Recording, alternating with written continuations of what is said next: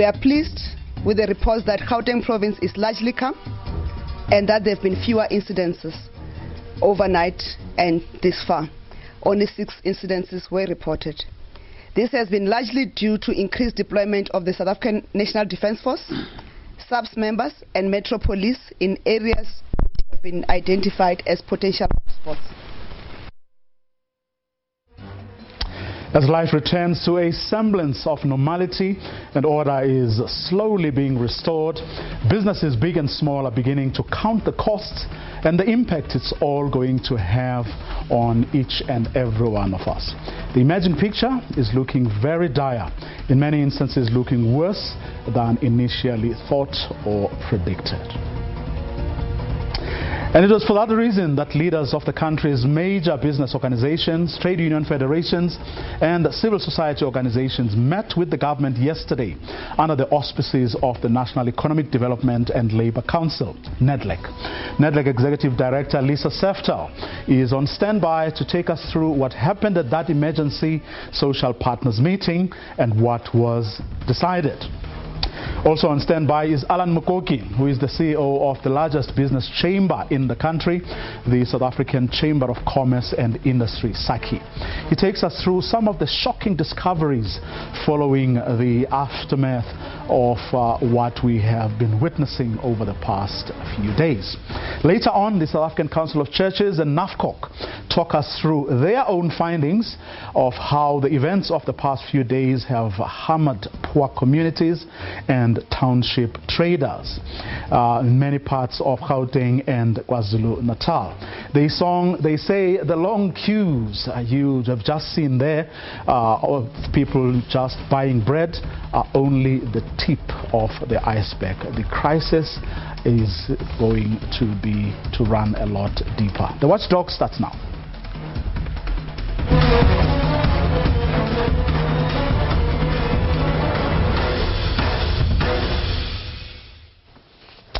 Well, just before we get to that conversation with Lisa Seftel, the Executive Director of NEDLEC, I just want to take you through some of the numbers that were released by the Cabinet, the Acting Cabinet spokesperson, and that is Minister Khumbudzo Ntshavheni, a few hours ago. In Gauteng, the number of deaths has gone to 26, while the number of arrests stands at 725. In KwaZulu-Natal, number of deaths 91 and the number of arrests 1,478. And if you put those numbers together, you'll see that the number of deaths now stands at 117, number of arrests 2,203. People of interest are still standing, that number still standing at 12, and apparently one of them has been nabbed. No prosecutions just yet. And the soldiers that have been deployed, that number stands at 5,000, which was the same as yesterday, but apparently the number of soldiers that have now been requested, and the president has signed off on this as the commander-in-chief, 25,000 rands, and that's 25,000 soldiers have been requested from the South African National Defence Force to be deployed mainly in the provinces of KwaZulu-Natal and Gauteng, but also across the nine provinces, just to cater for whatever eventuality may arise there. God forbid. One hopes that it won't get there. Lisa Seftel, good evening, and thank you very much for your time this evening. So the meeting, I understand, was requested, or it was agreed on Tuesday that this meeting should take place, and indeed yesterday late afternoon, early evening, that meeting went on for a good few hours. Take us through some of the major decisions that were taken there. Thank you very much, Vuyo. So yes, this is a very serious situation that everybody's facing, and there was a recognition in the meeting that everybody needed to play their part, and one needed a whole of society response. So there were really 4 key areas where the social partners committed to work together and to achieve. I suppose the first one is the most important, which is the stabilization of what is happening in our country, and that really rests with the security forces, and there were strong calls by business, labor and community to make sure that there were reinforcements and that so the security forces were adequately resourced. Just before we get to the second area, if I may, Lisa, and I'm saying this on the back of things we had yesterday. On the one hand, you had the Minister of Police continuing to say that the police are on top of the situation, albeit grudgingly. Grudgingly, he would concede here and there that the situation could. A lot of things could have been done better. And then you also had the Minister of Defense, saying that, telling Parliament that, a lot could have been done better. In fact, saying basically that they were caught with their pants down. What was the sentiment among the other social partners, in other words, outside of the government, around this? How did they feel? I think that the social partners, organized business, labor and community, believe that the situation is very serious, that there is a current crisis, but also that this crisis will have short and long-term repercussions. And there wasn't, they indicated that the time now was not for finger pointing, but really to have all hands on deck around the short, medium and long-term interventions to be able to ensure that the crisis becomes stable, as well as we can start to put in place measures to rebuild what has been damaged. Now the President, when he addressed us a few days ago, said he had had briefings or meetings with business in particular, well, at the time. That was before, of course, he subsequently met with political leaders of political parties, civil society groups and other people.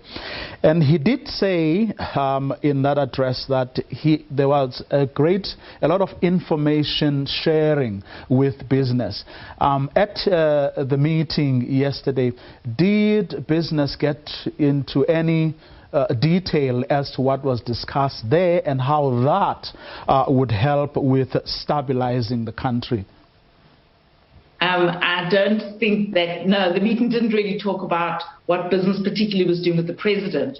But business did make it clear and has made it clear also in the media that at national and provincial and sector levels, they are in the process of sharing information, engaging with the security forces, so that, for example, there can be food security, that lines for medical supplies, for oxygen, for fuel can be opened, and things like that. And that is something which is critical in this period. Let's talk about that, which was, securing essential supplies and infrastructure. Now, there's, this big nightmare where, the transport lines between Gauteng and KwaZulu-Natal, are experiencing problems now. Any indication as to what the thinking is, particularly from the government and business, around when and what needs to happen for these lines to reopen? Because these are feeders, not only, this line is a feeder not only to Gauteng but to the rest of the country in most instances. Sure. There was an acknowledgement about the issue of transport infrastructure, and business made it very clear that if we were to stabilize the situation, then the freeways and the rail lines and the other key economic arteries would need to be secured so that goods could travel safely. Now, I'm going to play a bite from Minister Ntshabeni a few hours ago, because questions were asked about food security, and this, of course, based on what people are saying on television, on radio, on social media, that they are experiencing shortages. I mean, we saw this morning long queues in various parts of Gauteng and KwaZulu-Natal of people queuing just to go and, buy bread. But let's take a listen to what Minister Nchabeni said a few hours ago during that media briefing. Said to engage with the partners about a fund to rebuild South Africa, and we are already engaged with partners on the possibilities, but we cannot put now the specificity around the type of fund that we want to put in place. If you recall that SASRIA has come out and say they want to do a fund outside of the insurance claim for the facilities that have been damaged, but there will be work or an effort to rebuild the country, and that requires funding, and that work is being done.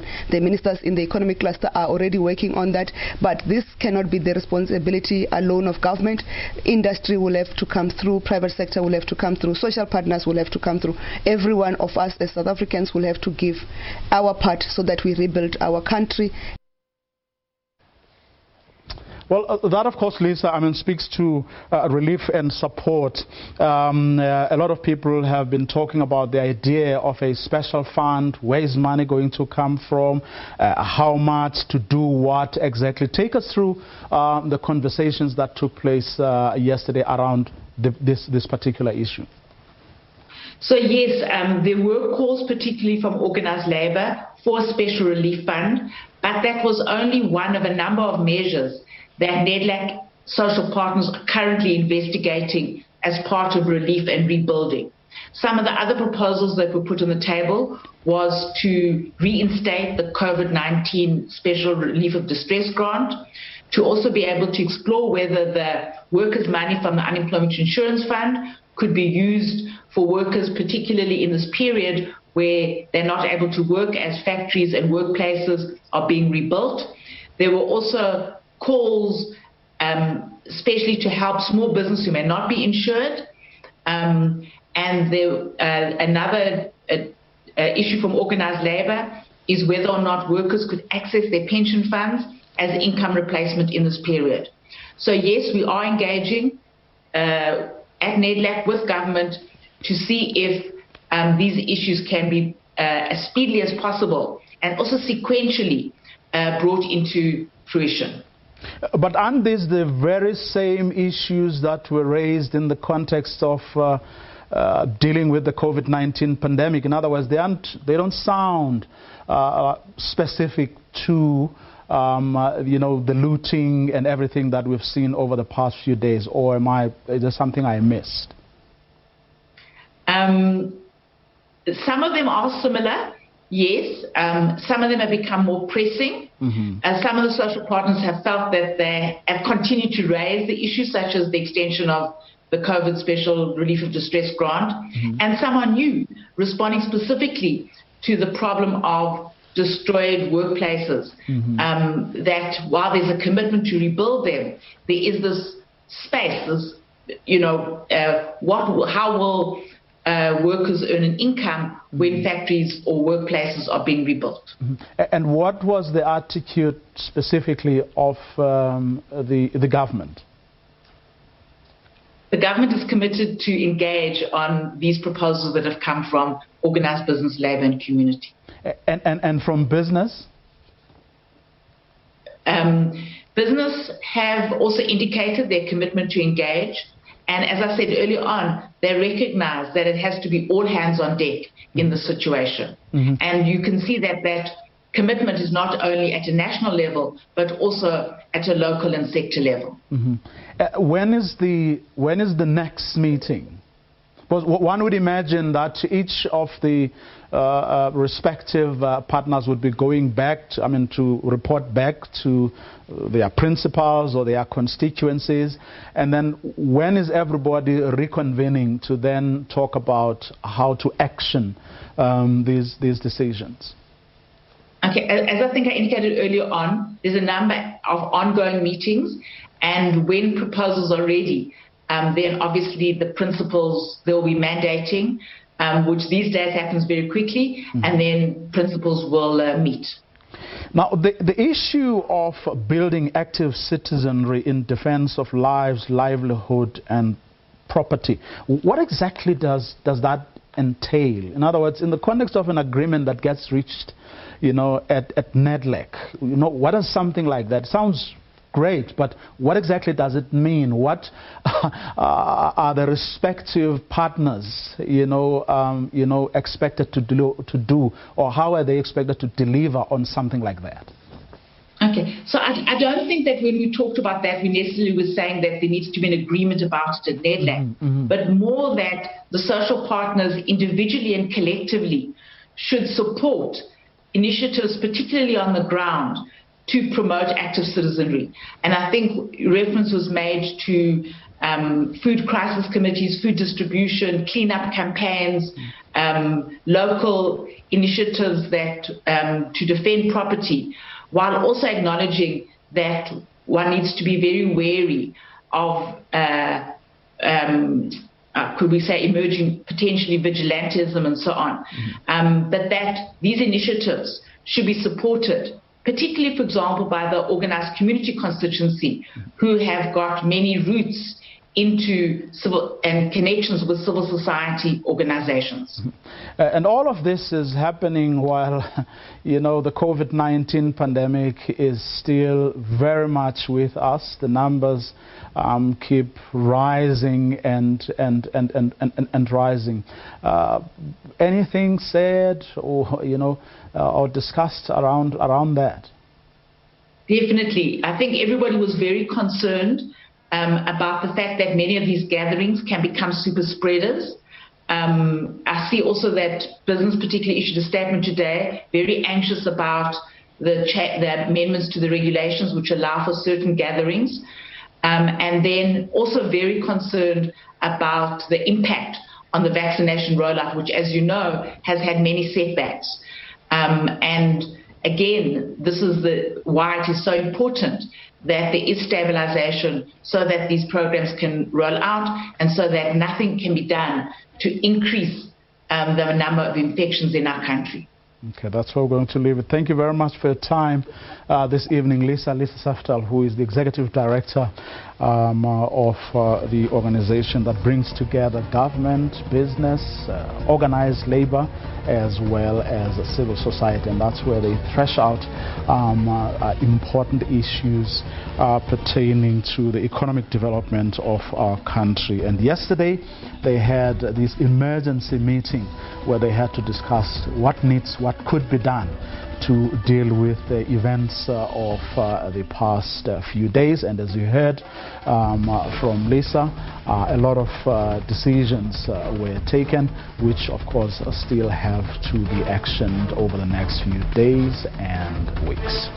Standing by is Alan Mukoki, the CEO of the largest business chamber in the country, the South African Chamber of Commerce and Industry. He takes us through some of the shocking discoveries following the events of the past few days. Don't go away.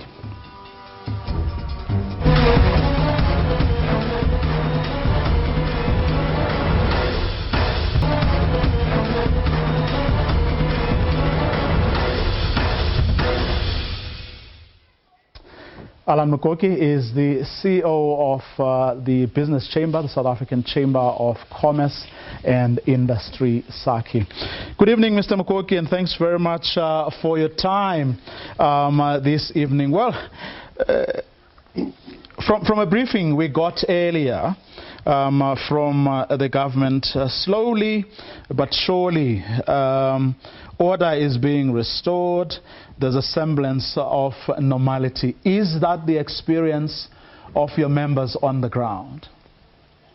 Well, good evening to your listeners and watchers as well. Not yet. I think that we see that some of the areas the rioting has obviously stopped, but in many areas people are still doing mopping up, and it's been a very tragic event because of the losses and the damage to property, and more than anything else, the psychological impact of what has actually happened, with people not actually really knowing whether they will be able to resume their business, and even if they do, in what guise or form they will be able to do so. So that's been a very devastating impact in terms of confidence and what happens into the future. You know, you arrest one person today, this happens, even if it's just one of the triggers. What happens when you go through the list of many of the people who've been mentioned all over the place as people who have a lot to answer for in respect of law enforcement and the courts?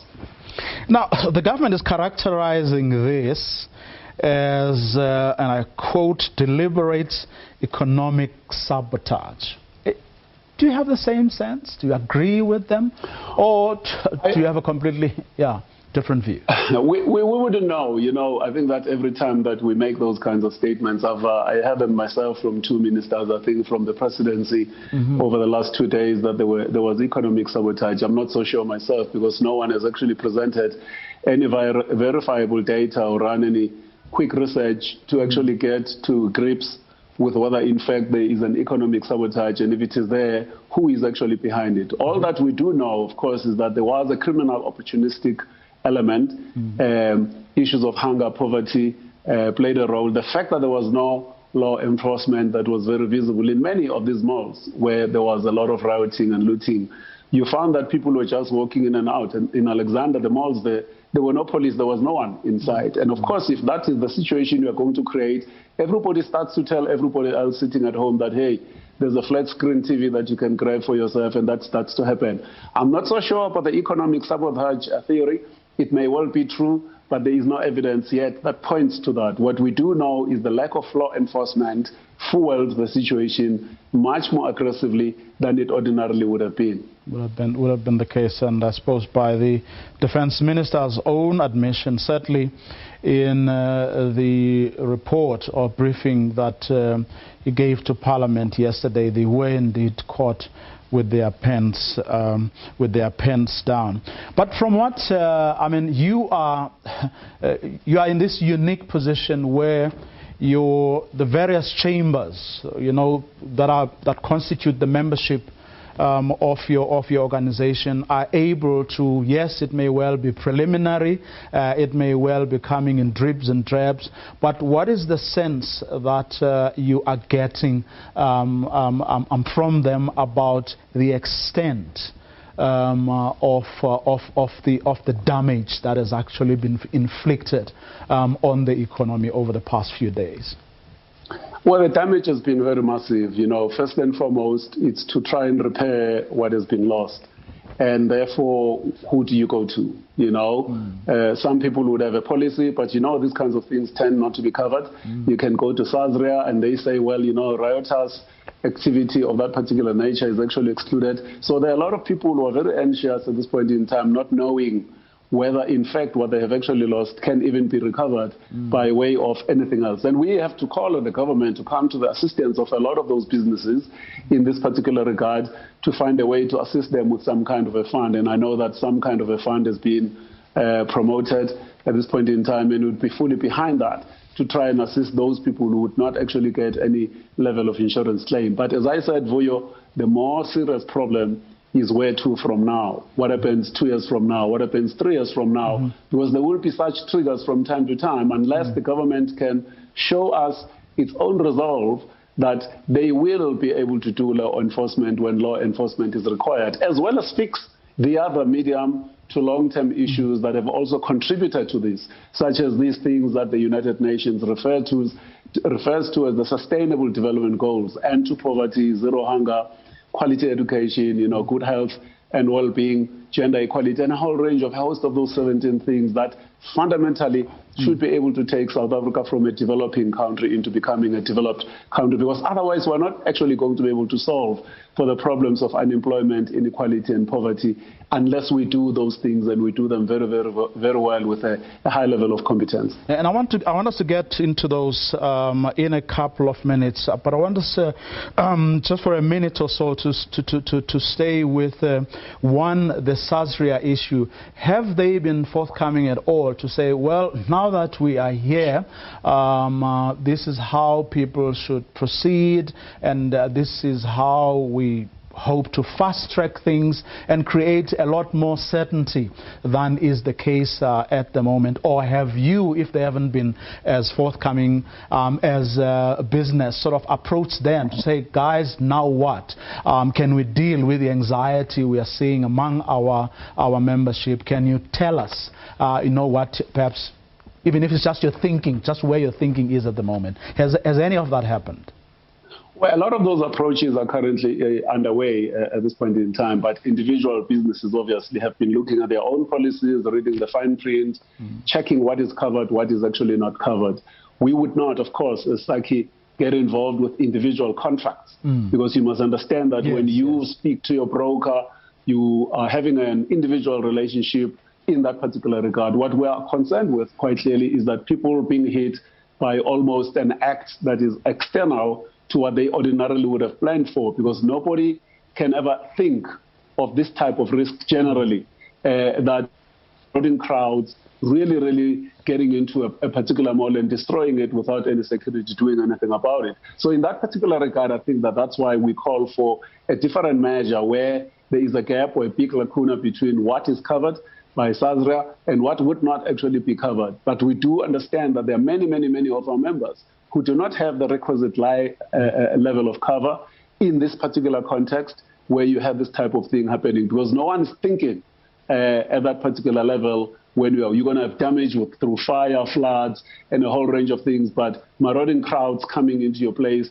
burning it down, damaging property is generally not something. So we have to find a very balanced system, because at the same time, we would not be promoting as a very responsible organization the idea that SASRIA as an entity should actually collapse, because they still have to cover many of their own policyholders who are not just only business people, because they cover every other person as well. So in that regard, I think that we will basically be engaging them to see the extent to which this thing can be resolved, as well as talk to government to find other relief measures that can come towards business. And all of this, of course, I mean, happening right in the middle of a pandemic that has hemorrhaged, I mean, so many businesses. Well, without any doubt, and other than that, the health issue that goes with that, because as much as people were rushing into these malls, many of those people were not observing any safety measures, people were not wearing masks. You are in the third wave, you've got all these super spreading type events that can further delay the reopening of the economy, where in particular the government has not been particularly fast when it comes to the rollout of the vaccination. And we hope that the government will learn its lesson in this particular case, that we're dealing with, you know, what someone refers to as the four horsemen of VUCA, volatility, uncertainty, complexity, and ambiguity. The new world is very different, so we need people who are very quick in dealing with issues. We need government that is very responsive, very proactive, and not just be very slow the way we have actually experienced this particular thing. It may well be a test for South Africa, because we shudder to think what would happen in this country if we were to have a big act of God event such as what you saw in New Orleans a few years ago, where there was unbelievable flooding. Many people can't even swim. Are our own emergency services even equipped if the police are not as equipped as they should be? So we have to get our act together and work together as South Africa, business, government, big labor groups, etc., to fix the problems and be very proactive and make sure that we've got the right principles and the right processes that govern our reactions to a lot of these things. Now, among the things that were discussed yesterday at yesterday's NEDLEC, emergency NEDLEC meeting, was this issue of a relief grant. Now, as the chamber, and then today, Minister Nchabeni, during that briefing a few hours ago, then said among the things that would be important is for everybody to come on board, and in particular business. Just your thoughts, you know, on how such a grant, given the set of circumstances that have brought about the situation we're in now, how do you envisage something like that working? We really don't know at this point in time. It's early days, but I don't think that many of our members would be able to contribute further than the losses that they've actually taken so far, number one. And number two, of course, we've been in this COVID environment. We're in a recession before then. We then got downgraded. So all those things have actually conspired to slow down businesses. We've got many people who've actually lost their businesses during COVID, forget about this particular event here, and the government's own response in terms of its own relief measure has been very, very much short of what they themselves have promised. If you recall, they promised 500 billion. There was 200 billion that was supposed to be allocated to business. Only 18 billion of that 200 billion ever made its way to businesses. It was a complete disaster. And we always have said to government, why are you putting together something that is not actually going to work? So we have 200 billion that should be used. If the government still has that particular money, they should make it available so that it can actually assist businesses. But to expect businesses, when they are paying high taxes as it is, and also have made these losses, and they are all struggling, keeping the jobs that they have, to also make an additional contribution to fix the situation that has actually arisen would be a stretch, because if business has got to find the money, it's going to come from somewhere. And as you know, most businesses, when you look at their income statement, you look at general selling and admin costs, a large component, 60% in many businesses on average, would be people-related costs. So if you want to pay for something, you are going to have to cut the costs because the revenues are not coming, the economy is slow, there's nothing coming in on the one side, there's only two ways of running a business. You either attack revenues or costs. The revenues are not there, you're going to go for costs, and many of those costs will have to come via people. Now, I would imagine immediately, or a more pressing need from your members would be the re-establishment, of transport lines between Gauteng and KwaZulu-Natal, so that, goods can start moving into Gauteng and the rest of the country. Any particular conversations taking place this time around how that needs to happen and how soon? Yeah, absolutely. That has to happen very, very soon, because we need to establish law and order on those particular routes. These things of stopping trucks and banning trucks is not something that happened now in the last 3 days or week. We've seen this kind of thing happening for the last year, where people believe because they have one grievance or the other, they can go onto the M3, shut it down, ban down trucks, because they are not happy with foreign drivers, or they are not happy with the tender, or they are not happy with a whole range of different things.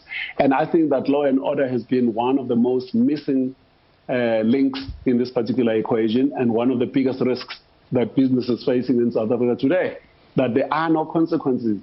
You can actually go and ban 13 trucks tomorrow. It's going to be 1 year before anyone actually points a finger at who actually was responsible. We've got intelligence, we've got crime intelligence, we've got law enforcement, and we're very surprised why it is that people are not actually getting arrested. This dents confidence. It says to any investor, local or overseas, that this is not a place where you can actually trust that your investment will be looked after. So those routes need to be opened, and we need to make sure that law enforcement exists, because police are able to find people when they're looking for traffic fines. Why are they not able to find people when people are actually committing the most heinous crimes on our roads, when they are moving goods which are actually driving this particular economy? It's almost unbelievably unacceptable. Will this episode change in any meaningful way the way you as business look at government, and I would imagine vice versa? Because, some tough talking and honesty is going to be needed. Otherwise, the future you were talking about earlier, is never going to be realized. Should we start footing around issues now and really be tough with one another? We do. I think that we do need to have a very honest engagement, and we do need to sit down with government, and we do need to deal with the issues of competence. We do need to deal with the issue of a merit-based system in terms of the kinds of people that are being given the levels of control in terms of executive leadership and management roles within the public sector. We do need to talk about the culture. We do need to talk about how we do the group dynamic, because often, even within government itself, we get a sense that there's a culture where minister this, honorable minister that, is preventing an honest conversation, even hierarchically within that particular situation. Because quite clearly people are scared of their own ministers, the ministers are scared of the president is scared of the political party. And that culture has got to change, because if you don't change the culture of engagement amongst people where they can speak truth to each other, and they can engage and create a culture where they can differ so that the brightest and the best ideas can come up, it actually stifles the whole thing. I've seen it even within us as business. We do exactly the same thing from time to time, where we are scared to express opinions because this is a big minister, maybe we're doing this business with this particular government department, let's not upset the minister. I think that we need to rebase, we need to reset in respect of that particular engagement. It's a very, very critical point.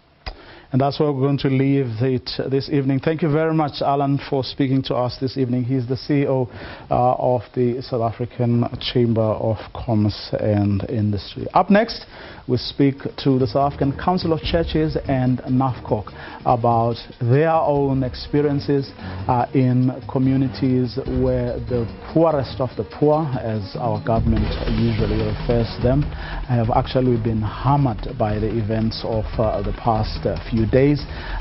Traders in townships have been hurt. Their businesses have really taken a knock. That conversation coming up in a moment. Don't go away.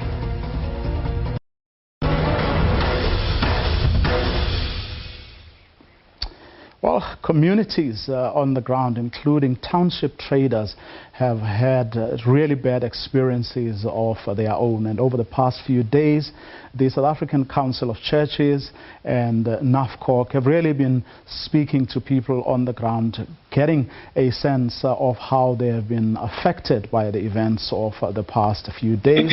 And today they have been able to come forward with some of the information that they have been able to gather. And we're now joined by the South African Council of Churches General Secretary, Reverend Malusi Mpumlwana, as well by Tsepo Matsaba, who is from the executive of NAFCOC. Good evening to both of you, and thank you so much for talking to us. Reverend Mpumlwana, watching earlier your briefing, I could only watch a part of it, and I could hear you, really how pained you were as you were also relating the stories of township traders, which of course is an issue very close to Tsepo Matsaba and NAFCOC's heart. Just take us very briefly through, Reverend Mpumlwana, the salient features, or what you were able to gather as the South African Council of Churches from the conversations and the visits that you've had to townships. Thank you for having us. I think the advantage that faith communities have is that they are a wall-to-wall presence in all communities, and so what we are getting is what the churches on the ground are telling us. And they say, people are watching in the television screens what is happening in the big malls, but people are not knowing what is happening in the street, at the street corner here, where somebody is selling chickens in Buzi, and small traders that are getting vandalized for no apparent reason. But that seems to be the case. It's been happening. We've heard this now. We heard it in Soweto, we heard it in Alex, we hear it in KZN, and in fact we got a call from church people in northern Zululand, in a town called Manguzi. That's really like 20 kilometers south of the Mozambican border. And they are saying, we've convened our churches, and we are going through the stuff that the Council of Churches has made possible for us to try and persuade our communities so that we can save the business. And they say we only have 2 malls here, and all the people that are working there are in our congregations. And all Amandabateng, Samadumbe, no Patata in front of their in our congregations. Nobody must touch them. And so what they do then, instead of doing vigilantism, they organize community conversations, neighbor by neighbor, to say, let us have a reasonable approach to this. So that's what we're getting. What we're getting is that there are 2 ways. One is the attacks, the other is how people prevent those by persuasion and communication and ensuring that people are together on this. It is the same spirit that they're able to persuade people to bring back what they've stolen. And that's why we said, those who voluntarily bring it back, give them a break. And those who don't bring it back and the police have to confiscate, then take them to jail. But if in this spirit of community reconstruction, people are able to bring back and get sanity and heal themselves, we're saying that those people should be given a chance. Tsepo Matsawa, one can only imagine the devastation that some of your members and the pain that some of your members are going through right now. What are their immediate needs? What is it that they are asking you as an organization to do on their behalf? Thanks for having me. You would understand that we, as a chamber that predominantly represents small business, we were also not spared in the looting spree that happened. And what we saw happen is that some of our small traders that are operating in complexes, some in malls, some who are just making it, and having to lose everything that they've worked for years in a matter of days. It's a very painful experience. And it is something that one never thought possible in this day and age. And also, you would also understand that small businesses, not all of us are insured, and not all of us are properly insured. And you can imagine the devastation. And some of them, obviously, would not be in a position to come back because the system does not really support small businesses. You go to the banks, the doors are closed. You approach government, there are red tapes and there are processes, and they want this and that. And we are going to have it hard. I mean, as it is, we are in a pandemic, and most of our members could not even access the relief fund from last year already. Now we're just asking ourselves, how then are we to survive out of this? And those that have been hard hit, especially in the KZN and in Gauteng, they are asking for any kind of assistance that they can have. Reverend Brumbana, I mean, you've come up with some suggestions, if I remember correctly from the briefing earlier, about how, for instance, the state can use some of the funds that are already available to assist, in particular, the small traders. Yes, Buyo. I mean, I very much identify, I'm very much aware of the challenges that many small businesses had last year. We were not able to get help. I believe that of that money, no more than 20 billion is actually gone to businesses. And the reason is that banks are refusing to do what they should do. In fact, we are intending to talk to the banking sector because some of the bottleneck, as far as last year's money is concerned, is with the banks. But what we're saying now is that there are people, there are businesses that would not even have been able to access that money even if it were available. The small person that's got this little stall in the middle of the mall, that person is unlikely to be supported by this big fund. So what we're saying is that let's create an economic recovery restoration fund that is focused specifically at the losses of small businesses that are happening because of this looting. And we're saying that ask where the money is going to come from. The money must come from the money we're already recovering from the original sin, the original looting and state capture. That money must be used to support people now. But there are other funds as well, where IDC has got a diversity of small funds that can be used for this kind of thing. And we're looking to have conversations with them on how they can also they come to the table on this matter. But I think what I'm saying is that this must be focused on small business. It must focus on the little person who is selling very little things. That person must be assisted. But in order to get back to those of last year, we must get the banks to do what they should do. Tsepo, how does that sound like? Or do you have any your thoughts just around what Reverend Brumbana has just said? I agree 100% with the Reverend. Look, we unlike big businesses who've got insurances and who've got reserves, we small businesses have got nothing, and we only have our government that can assist us. And unfortunately, we saw a chunk of money of relief being channeled towards the banks, who also, through their stringent measures, we could not access. And I would 100% agree with the suggestion that's coming from the Reverend. The assistance that is required needs to be a specialized kind of funding that is meant specifically to address the matter that we are dealing with now. Reverend Bumlwana, I know this is something we take for granted. It may seem here we're talking about people who have no meaningful role to play in poor people's lives in the township. The role that these small traders actually play, in the life of a community. Remind us, please. Vuyo.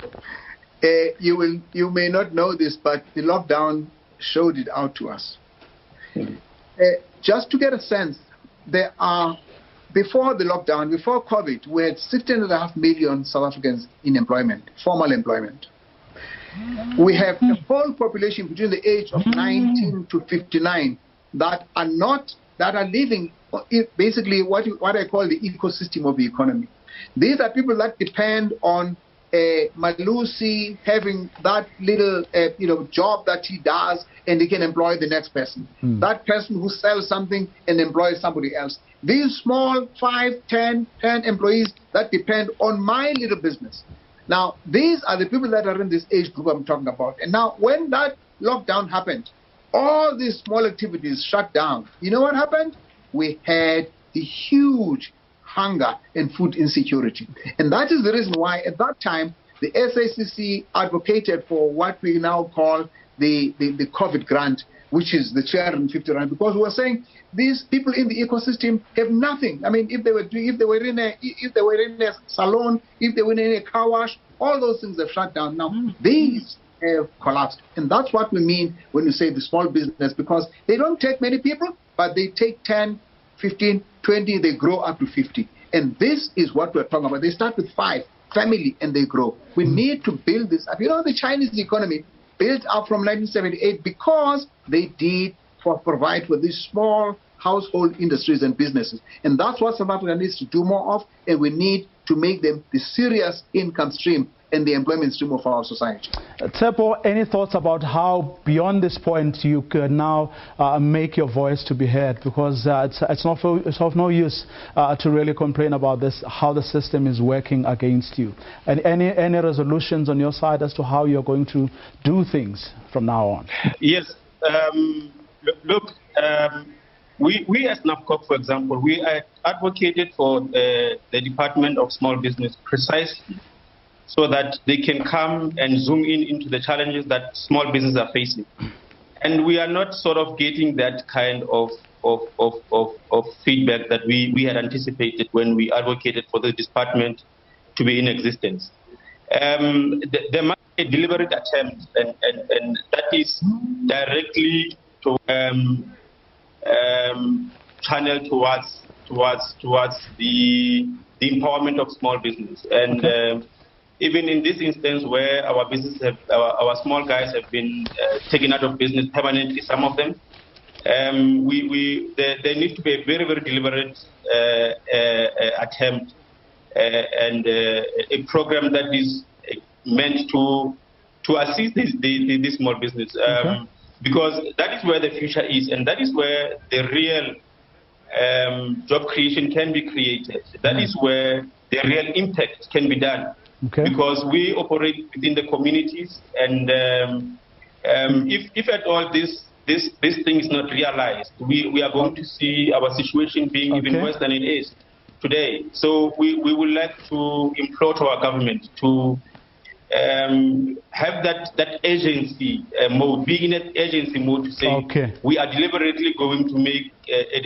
attempt to make sure that we assist the small guys, and we make sure that they get to participate in the bigger schemes of the economy. Because unless that is done, this is when you're going to be seeing such acts where poverty still continues unabated, and there's no one who's really coming down for the small guys. Tsepo Matsawa, I've got to thank you for your contribution this evening. Thank also Reverend Malusi Mpumlwana, who is the General Secretary of the South African Council of Churches. These conversations, of course, are going to continue for some time to come. For now, though, this is where we're going to leave it till we meet again tomorrow evening, same time from me and the team. It's a good night.